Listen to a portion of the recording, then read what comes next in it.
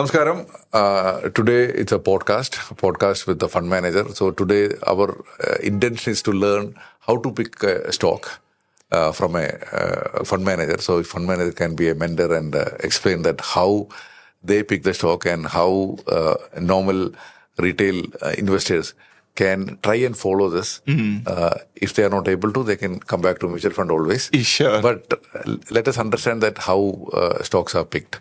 And to introduce Mandar Pawar, he is from Kotak Mahindra AMC, Kotak Mahindra Mutual Fund, and everyone knows about Kotak. I don't have to talk about it.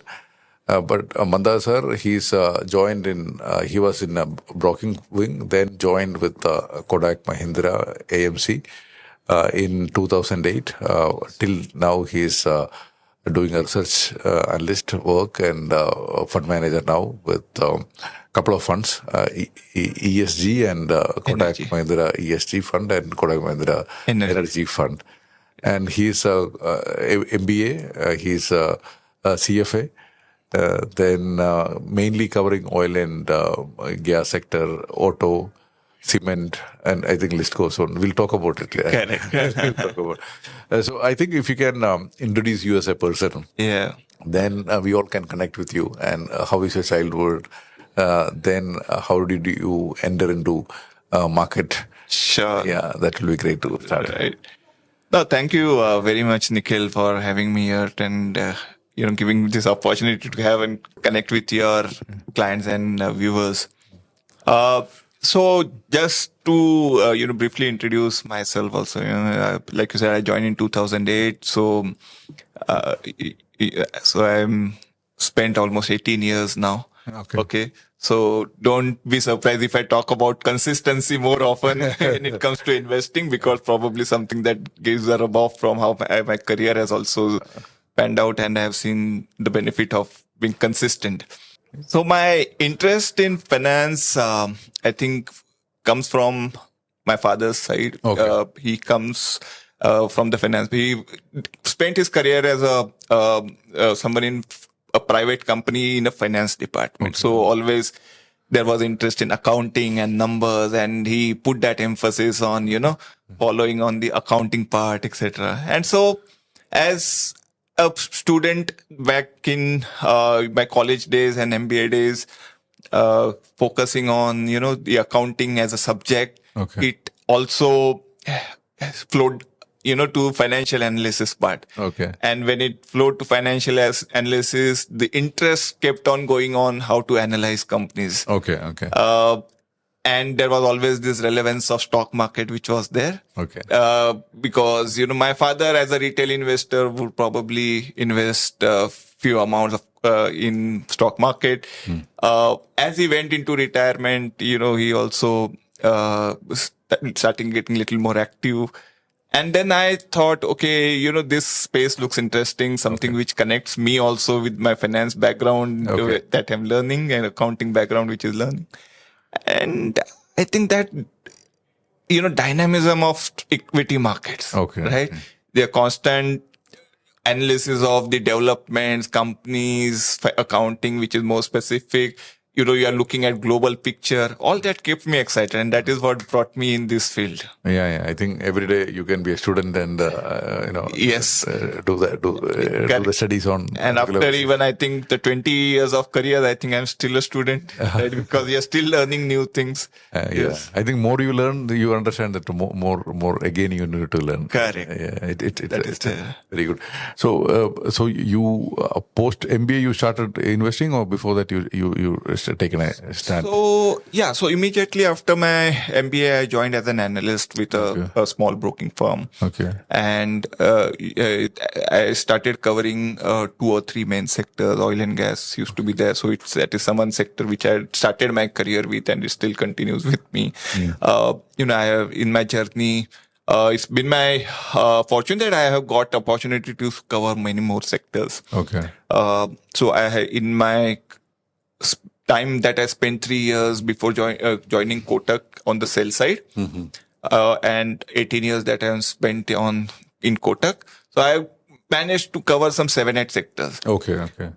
Some were cyclicals, some are some structural linear plays, Okay. some which are emerging stories. Okay. So I think it gave me a right mix to look at the businesses differently and not just with one lens. Okay. And that has helped in, connecting the dots, cross connections between the sectors, how each sector gets influenced by what the macro factors are, what are the policy developments happening in each. So I think that is a very good mix to have to look at, varied kind of sectors and businesses. Oh, okay. I think it's a good. So when you say the cyclic and everything, can you just elaborate what is that cyclic? And Sure. yeah, I think for you it's a very easy thing. But, Yeah. So when we talk of business cycle, it is what? It is a interplay of demand and supply, right? Your demand grows, your supply comes to meet it. At times you will see, the supply overshooting demand, in excess of demand, then you will see the cycle going down, right? Okay. And that interplay keeps happening. Some may be short cycles, some may be long cycles. Okay, some may have cycles of 1 or 2 years, some may have cycles of 3, 4, 5 years. Okay. Right? So for example, commodities, metals, you may see very short spurt of cycles. You may see some 3, 4 months of cycles. All right. But something like autos, you may see it running in for 1 or 2 years, right? If there is something like a construction, probably it may even last for a longer period, for 5, 6 years, right? Or a capital goods, private capex. Okay. I think those are some of the more cyclical ones. Then there are certain sectors which, are not so much influenced by the demand and supply, but a structural shift. So for example, consumers. If we look at the consumption play right now, it is a complete play on how the Indian population, the young population is, more working force is getting added, which means income levels are rising, aspirations keep rising, and hence there is a premiumization. So this is not something which will be there for 3, 4 years. This will last for decades. Okay. So that's a structural shift which is happening. So there are certain cycles which are more governed by the demand and supply mix. There are something where, the factors have changed for good, and this continues for a longer period of time. Okay. So we need to pick companies fall into these. Sure. So even within banking, for example, right, it can be cyclical as well as structural. Okay. Because interest rate is a cycle. Okay. But what we are seeing in terms of financialization of savings is more structural. Yeah. Now everyone has a bank account and UPI. Correct. Yeah. So banking is going to be there forever. Yes. And then even if you look at air conditions and everything, based on the climate, it can change. Yeah, so that's good. And so now the biggest question everyone will have, especially when we have you here, now 1.5, 2 years, market is not really given a much for return. And how do we, continue to invest, or what is your view that as an equity investor who is looking forward to invest, or a person who's already invested? So what you're seeing, what is your outlook? Okay.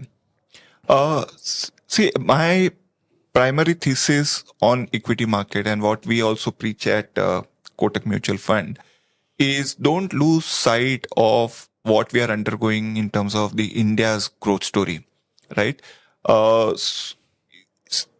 India is in a very unique position where, we are having a young population, and along with that comes the benefit, as we spoke about, the working population getting added.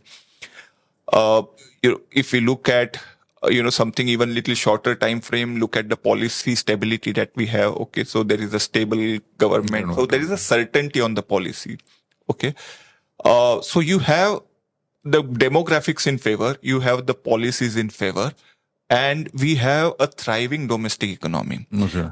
If we look at Indian economy is quite domestic focused. We are not so much export oriented. So we are not dependent so much on the, other countries with economic cycles, but we have our own economic cycles. So that is something where this India story is playing out. There is a lot of opportunity. We shouldn't lose sight of that.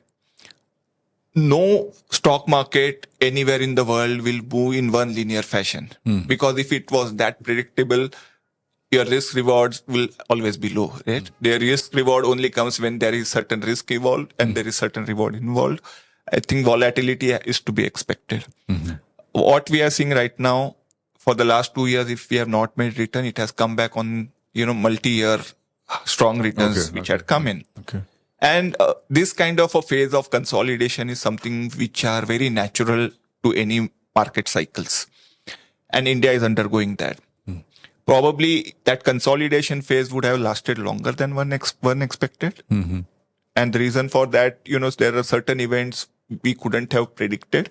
So for example, the last, if I'm taking a reference of last 2 years, tariff is something which came from nowhere. Okay. The Iran war is something which come unexpectedly, right? I think those are uncertain factors which might delay your returns, but it will not diminish your return. Okay. So that is something which investor needs to keep in mind.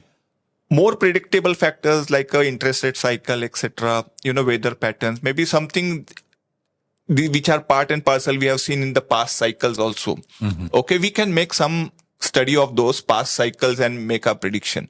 But tariff or war is something which was little unique, right? The Strait of Hormuz closed for the first time. Correct. Yeah. So what it has essentially done is just delayed the recovery. It has not, killed the recovery. Okay. So we are still hopeful of a recovery in the market, and that's why the investors should stay invested. In fact, use this correction and the consolidation phase to deploy and add exposure to the equity. Okay. Keep your eyes with on a 3 to 5 year time horizon. Okay. Don't lose sight of that. You are here to make money and grow your wealth. Okay, because in Kerala also we have a good number of people are NRIs, right? And, Right. We see that dollar is appreciating. Yeah. And we have a thinking that okay, if I have moved some money and I lost more than 10%. So how do you see the dollar? Is it going to go up again and again, or is there going to be a consolidation and rupee get strengthened? Okay. See, I think the worst of the volatility, I think, is behind on rupee in particular. The reason why we had this last slide also had to do a lot with how the war situation emerged and which had its repercussions on our trade balances. Maybe to a large extent, now that we are seeing some kind of a resolution on that front, that worry more or less is stagnant. At the same time, RBI also taking certain steps to, stabilize the rupee in form of these FCNR measures, etc. Right. So the worst of the depreciation is behind, but the rupee as such, if we look at it, will always have a depreciating bias. It's just whether we normally should be depreciating 2-3% a year. But what we saw in the last 1 year was a little faster depreciation for these factors. But a 2-3% kind of a depreciation on a sustained basis, I think it's very natural considering, the differential of purchasing power that we have versus, let's say, US.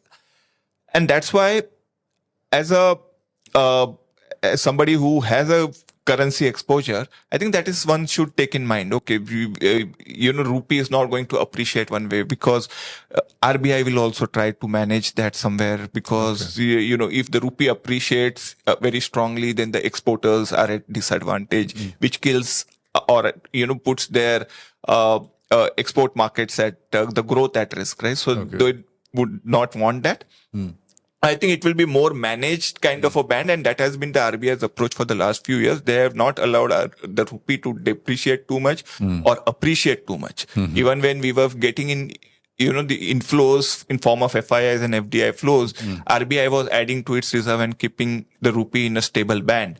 Right now it was on the adverse side where the volatility came out higher. They tried their best to sell dollars and keep it under mark, but the external factors were a little more powerful. Okay.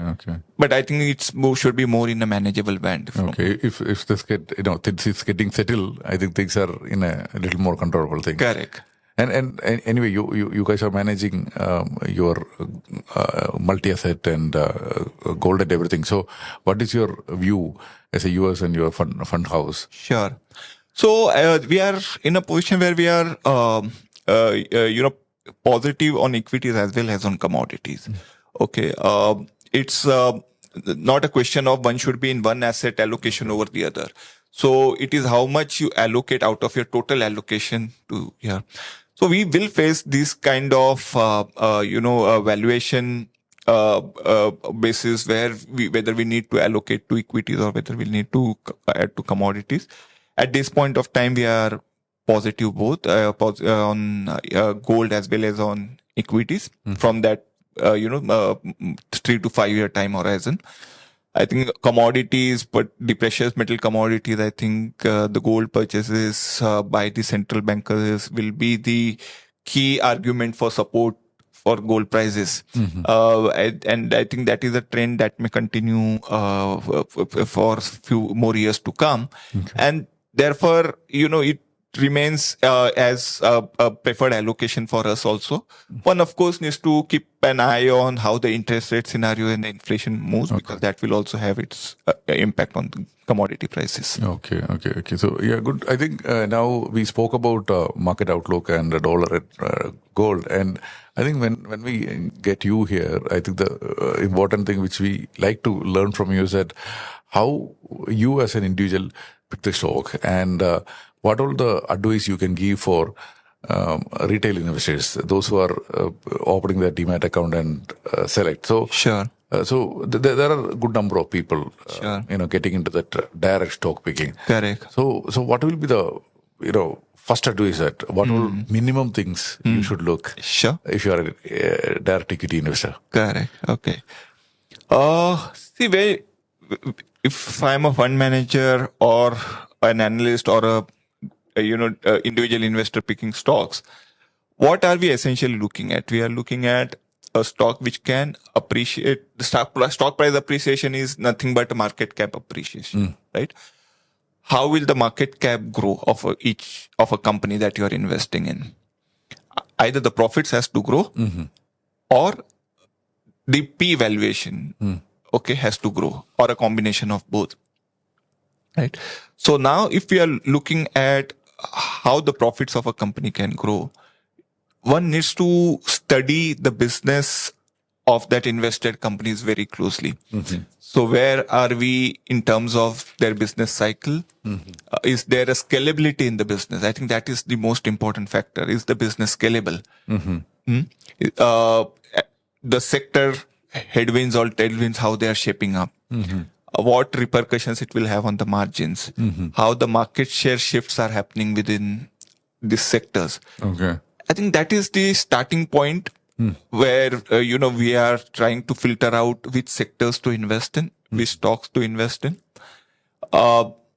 Finally, you do the number crunching there, based on the assumptions and the estimation that you make on the business growth. You are trying to forecast what could be the profit in the next 1 year, 2 year, 3 year time frame, or maybe a longer if you are doing something structural growth story. You are essentially judging the profitability of the company and valuing it, right? The other part, which is, the PE expansion, is more of what if a company has certain inherent value, what are the catalysts that will unlock that value? It is possible for a long period of time the stock may have value, but it needs certain catalysts. And that is where you need to identify, some of the catalysts. All right. So, for example, if a company decides to do a buyback, it can act as a catalyst. Okay. A company making an acquisition, it can be a catalyst. Okay. So, those are some, factors that one needs to study closely. Now, the key point is between a direct investing and investing through a vehicle like a mutual fund is how much time can you dedicate for these studies. So, as an individual investors, we would be occupied with our own profession or our own job or our own business that we may be running. Are we able to allocate more time to do these studies? Because when we are picking these stocks, it needs a 360-degree analysis. Most of the factors that is running you have to keep a tab on. As a fund house, as a professional, analyst and a fund manager, our time is dedicated to this. And we will be covering, most of the engagements with the stakeholders involved in the business. We would be covering, meeting the management more often. We would be looking at, the competitors. We'll be talking to the distribution channels, so those kind of engagements give insights into the business, and that is where it is focused on. Okay. Finally, as I said, when we look at the number crunching, you do what the estimation of profit is. Eventually, it has to, boil down to what kind of profit growth and the cash flow conversion happens. We try to put it very simply. We have a philosophy and a strategy framework, what we call as a BMV, which is a business management valuation. Okay. So these three things are important, and this is the order of importance. Is the business shaping well? Is it scaling up? Are the profits growing? Is it run by a management which is capable with good intentions? Are they capable to, withstand any adverse tailwinds that they are facing? Can they mitigate those things? So all that capability is analyzed. The intentions are analyzed, right? Valuation is important, but they will follow the first two factors. Okay. And when we look at valuation, of course, we run through a lot of financial models, P analysis, DCF, cash flows, etc., so multiples. So those are something where, a lot of number crunching happens. And the question as an individual investor is, can we dedicate time to this? So when you say valuation, because all these things, that a lot of people read news, and these days there are a lot of screeners and everything is there. But in terms of valuation, how a typical person outside, mutual fund, can they look at it? So what is your take? What is your advice for those people? So when we are looking at valuation and financial forecasting, I think it can be done, but to what depth you can go, I think that is something to be asked, right? Because if I am dedicating more time to this aspect of the job, then definitely I could do much more in-depth analysis of these companies compared to an individual. The tools are available, right? Like you said, probably some online tools will be available. It may give you financials, etc. But some more insights in terms of personal engagement with, the management, competitors, business channels, etc., will probably give you a little more edge. And that is, I think, where the difference lies between a professional analyst versus an individual analyst. If you have time to do that, very good. Then you can always, can try and do the stock picking yourself. If not, you always can rely on a fund. No, because there are trend in the market. Like, they will build a certain good mutual fund portfolio. Along with that, they want to pick some stocks, because that is purely, they like that stock picking thing. It is that they want to have some stocks in their own name. That is a way people come into. But there are a lot of people who come into intraday and short time. That is a different thing. But whole idea is that what are things which we can look into that. And we have seen that, especially when they get into their career seriously, they will lose the time. And that is a time they again become serious into mutual fund. And even in mutual fund also, we have a lot of confusion, right? Is it a lot of ideas that I don't think that this audience will have that kind of doubt. I think that clarity is there. But we always think that mutual fund is subject to market risk. So that means everything is in market. We have gold, we have debt, but that risk associated with those products, and the risk associated with equity is a different thing. Correct. And probably that is where, in a role of advisors like you, I think, becomes much more important and critical, right? Because for your clients and investors, this kind of a hand-holding and educating them through the different market cycles and phases, it becomes more important. And I think you as advisors play a very important role there. And I think that is one important factor why this community has spread is because of the fantastic job that you have done. Yeah, it is very natural for emotions to play when the markets are going up and down, right? So the emotional factor does come in.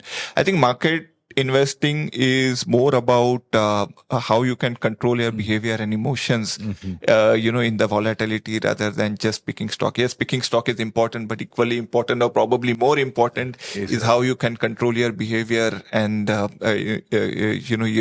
habits. I think the simple habit to follow is, what we suggest as staggered investing, which brings discipline, right? I think discipline that is where will SIP come into play. Yes. And SIP comes into play, your staggered investment, STP probably will come into play. And, more than the prediction of market, rather than trying and prediction in the market, which, it is important in its own way. But more important is, can you maintain your discipline? I think discipline is more important than prediction. What I meant is, one, as I said, a staggered kind of an investment, put in your capital at certain point of time. Either it could be SIP or, doing a lump sum on correction, whatever. But also that you don't get swayed away by the emotions of greed and fear. I think that is where the common mistakes happen. If we have seen the examples post-COVID, when the markets generated humongous returns, we saw many new investors getting swayed by that greed factor. Those kind of discipline one needs to have, that you don't get swayed away by those emotions. Similarly, when market correction happens, you need not just book losses and stay out, because one needs to analyze what lies ahead rather than what is behind. And the simple way to put it is, we see investors looking at returns and deciding whether to continue the investment or not. I think when you're looking at returns, it's a rear view mirror. When you are driving, you will glance at rear view mirror to keep a track of where you are. But you are essentially, when you are driving, you are looking forward. So you should be looking at what lies ahead. And that is where, if advisors can help you. And that is what the investors should keep in mind. Returns is a reflection of the past, but what is there in the future is, I think, that is where your focus should be. Because even since you touch upon this, we have a lot of investors getting into direct, and what we do is at a regular fund.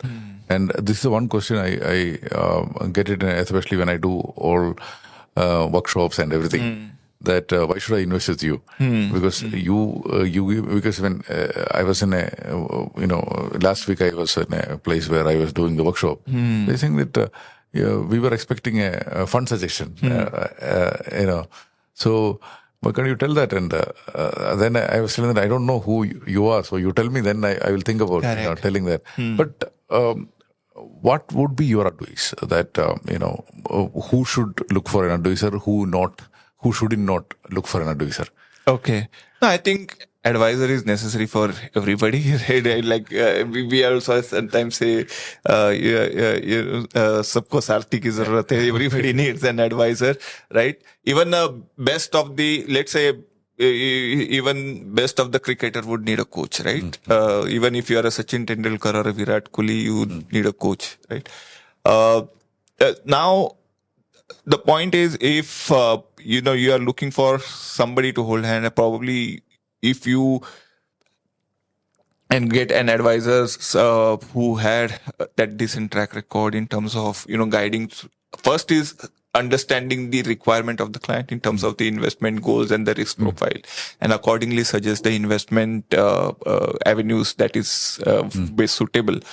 I think it is always better to have an advisor with you. If you want to do it on your own, be sure that you also take that responsibility of dedicating time to do that financial analysis of your own as well as the investment that you are making. Because I have heard and we also try to preach this, but I think it has to come from your, idea also. Because you exactly said that performance is a rear view mirror.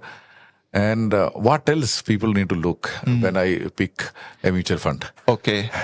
See, I think the consistency, which of course we can look at of a fund house, but at the same time, you look at the resources that as a fund house will have, as a research house will have.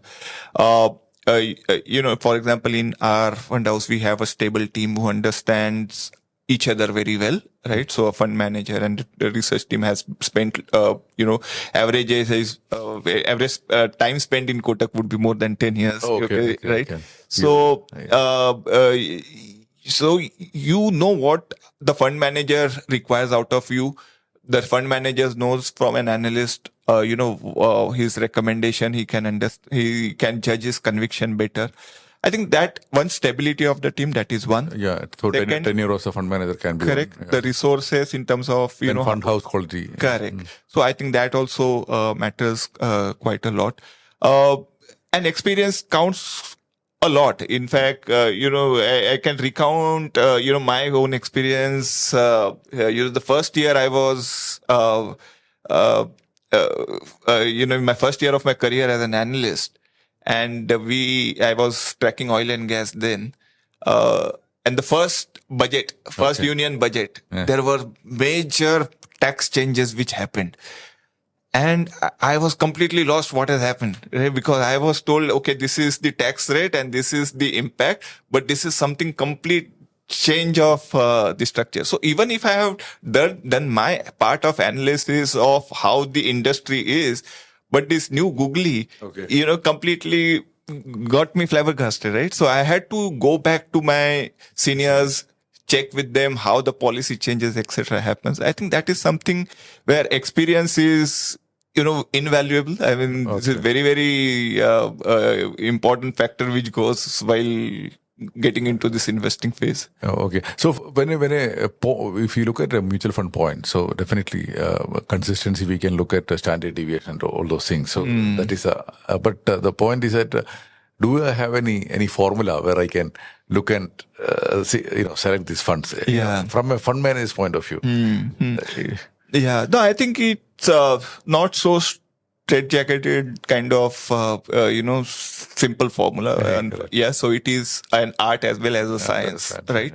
So, whether we are picking stocks or whether you are picking funds, I think that both involves, going by the science of what, the delivery has been in the past, but also the art in terms of analyzing the softer aspects and the qualitative aspects, right? So, for example, when it comes to our side, on the fund manager side or the analyst side, how can we read the cycles? Okay, that's a skill. Okay. Right? Similarly, for an advisor, if he's picking a fund or recommending a fund, that's a skill where you understand, how each fund manager's thinking of the cycle is, or, the fund house, how they manage their risk is something I think, one has to balance and see as the art and science involved here. Okay, great. And when we spoke about stocks, and but the question here is that how do we select the sector? Which one? Because from my point of view, I'm not really asking that how you identify the cycle, but we have a different funds, right? So we have a sectoral funds, but sectoral fund is the riskiest fund among the portfolio. But if I can have a certain percentage in that allocation, that is another good thing. Yes. So when I enter into a particular sector, so what kind of things which as a advisor or as a client has to look at it? Sure. Then decide that which to select. Sure. Sure. So I think when we talk of sector funds or a thematic fund. It is looked at something where you can part some allocation, let's say 10-15% of the client's portfolio in terms of their overall asset allocation can be put in sectoral funds so that there is an opportunity to get some return which is better than the market had while taking a little bit of a higher risk. Now, when we invest in a sector fund, I think the key important question to be asked is where in the cycle we are standing right now. Are we late in the cycle or early in the cycle? If we are late in the cycle, of course, the risks are, against you. So therefore, the risk reward will not be favorable. If you are able to manage and catch it at early phase, you can do that. Now, how do you do that? Right? Of course, you are trying to understand what are the demand drivers? Are they long-term in nature? You will chase a sector only if the demand drivers are long-term in nature. Okay. If it is short-term, you are running a lot of risk. Okay. Because then a lot of timing is required and then you may go wrong on that. But if it is something which is a long-term trend that you are looking to catch, I think we should be looking at that. At the same time, I think what people miss out is, what is the supply that is coming?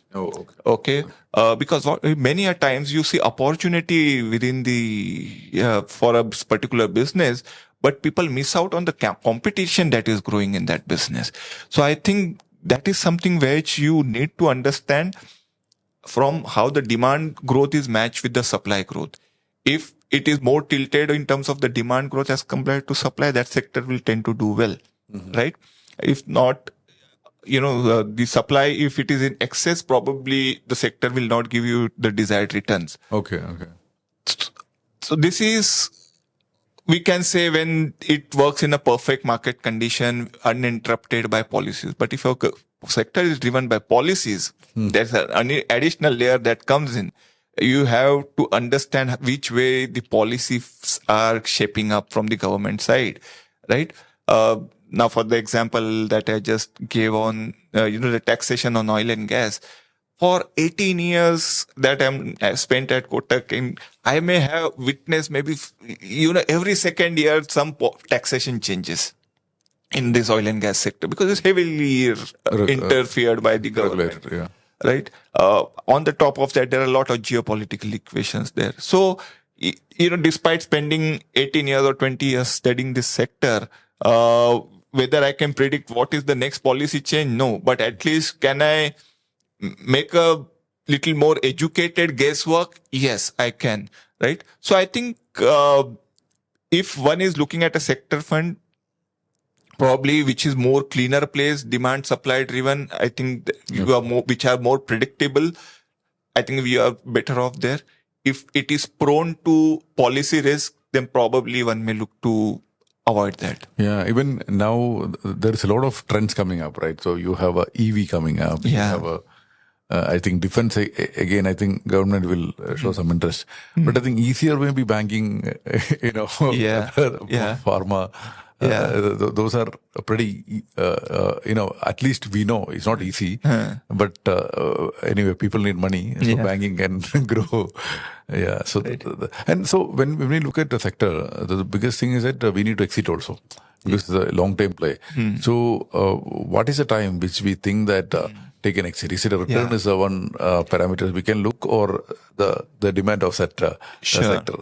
No, I think if I have to say broadly, 3 reasons because of you will look at an exit strategy, either in a stock or a fund or a sector. One is that you have made your money, valuations are full, and you think there is no more money to be made. Okay, so that could be one reason. Second, you are finding a relatively better opportunity because your money is finite. Your fund is finite. So you are better off looking at another sector. You are rotating that. A classic case is what we are witnessing right now. It's not that India is a bad investment destination, right? But probably the foreign investor is seeing a better opportunity in Korea or Taiwan. And that's why they have sold out India and put their money there. That doesn't mean that they have, written off India, right? But they have spotted another opportunity. The third could be if your thesis go wrong, Okay. So you invested with a certain thesis and that thesis has not played out. And that's where you have not made return. Then you keep reevaluating those theses. Okay. If there is at a point of no return, yes, then you accept your mistake, take your losses, and you exit at that point of time. Okay. Just one has to be sure that you don't do too many mistakes in that, right? So I think the primary reason why we would be booking profit, of course, will be when we find that the fair valuation is done. I think that is one common reason why we would be exiting stock. And also the rotation which happens between the sectors and when we talk about sectoral funds, right? So in a portfolio, let's say that we are giving a 10 to 15% allocation for sectors. So what would be your recommendation that how many sectors is ideal to keep it in one person's portfolio if that allocation is 10-15%? I think 2 or 3 sectors, I think is a decent diversification. I think, the other way of looking at it is, we also run certain thematic, for example, like a business cycle fund. Okay. Where you are trying to maybe capture some top 6, 7, 8 kind of sectors. So if you allocate something like a business cycle fund, then, you in a way you are covering those 6, 7 sectors. But if you are specifically allocating to certain sectors, probably 2 or 3 where you have a higher conviction. So either go with the kind of a fund of fund or a business cycle fund, which fund managers choose the sectors. Correct. Or we choose 3, maximum 2, 3. Yeah. Yeah. That's right. Otherwise, even we get confused at which one to, choose and everything. And when we speak about mutual fund as a whole, right, or investment as a whole, so how do you give it importance for asset allocation? And what is your mantra for asset allocation for an investor? Yeah. So I think that is something which comes even before stock picking fund selection. Okay. Asset allocation is the most important mantra to be followed, right? Because, how an individual is allocating his investments between the asset classes, be it equities, be it some debt, be it real estate, commodities, etc. Of course, lot depends upon the study of the risk profile, the investment time horizon, and the financial goals, right? Your best opportunity definitely lies with equity, as we have seen over the cycle, and particularly, when we are talking about investing in Indian equities, the opportunity is there because we are a growing economy which probably will continue to grow for decades to come. Right. So there will be intermittent cycles in between, up and down cycles, which will be there. But the bigger picture is over a longer period, there will be investment opportunities that will keep coming up.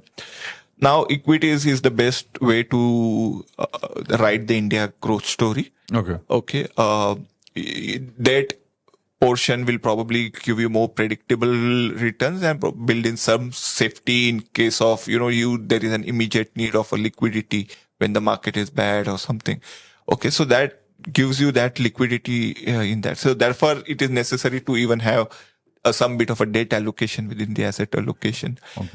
The same applies to, the other asset classes like commodities also, right? It will also undergo certain cycles. So I think the asset allocation is paramount. I think, not necessary that, one particular asset class will be doing the best in every cycle, right? So therefore you need to diversify that risk. As a fund manager, we try to diversify the risk of a fund by investing in basket of stocks. Similarly, an investor should diversify the risk by diversifying across the asset. Okay. And how is your take on having a global portfolio in someone's asset allocation? Sure. See, global investment, again, the risk appetite should be there to handle the volatility which comes in overseas investing also. Because one, of course, you take, which comes naturally is the currency risk. Okay, so that is one. But at the same time, you are also relying on the market where probably we are not completely top. Okay, it's very easy maybe to comment on or look at, the domestic factors. Okay. rather than studying the other business cycles in some other country, right? So at times it may get difficult. So the risk appetite should be there to accept, if in case there is this volatility or the error rates can be higher in this case. Yeah. I mean, something interesting, right? I mean, if right now, let's say with FIFA World Cup going on, I think the one interesting trivia is, no team has won with a foreign coach. Oh, okay. Right? No team has won the World Cup with a foreign coach. So why the local coach or that country's coach understand your players better, their psychology better, right? Okay. They how to handle the resources very well. And probably that's where the football manager had been able to go right up to winning the trophy. Maybe it is just an anecdote I'm giving. Yes, it's not that it works 100% of the time. And, we had an example of, one Dutch player, I forgot the name, but he managed to get Korea into semifinals in 2022 or 2002. So I think, those kind of examples are there. So at times you are okay investing overseas, but one needs to keep in mind that you are taking a higher risk while taking the overseas exposure, because the volatilities and the cycles, that is something additional than what we are more, which is more in front of our eyes. And now we are going to have a direct stock investment also possible these days. Yeah. It's a lot of, gift, and there are a lot of platforms are giving direct stocks investment and fractional investment and everything. So you say that stock or a mutual fund when we go, especially abroad. So I think one needs to have that stomach to accept the volatility. Yeah, good. So what will be your advice for our the community of my group in terms of getting into the market and given the market situation now, because if you look at, we have a comparison started coming. Right. FDs are better than equity. Definitely last 2 years, if you see that is, true. But you can't really compare both, right? So what will be your final advice for our audience? So something, FDs versus equities, I don't think it is versus. It is just how much FDs and how much equities, right? Because both are important. Similarly, you might be investing something in real estate or a commodity. It is important, right? So you diversify across asset classes. Now, as far as, the advice, I think, I would say have the trust in India growth story. I think that is something which we have emphasized quite a lot, that this is something which it will run through cycles, but don't lose sight of where the destination is. India's economy will continue to grow. And, so there is something interesting, point that I have heard long back. India grows not because of the government, but despite the government. So you will have changes of government. Okay. There will be certain changes of policy. As long as it is a stable government, you are fine. There is a policy certainty, it is fine. But the way our demographic is, I think it has the power or the force for Indian economy to continue grow for decades to come.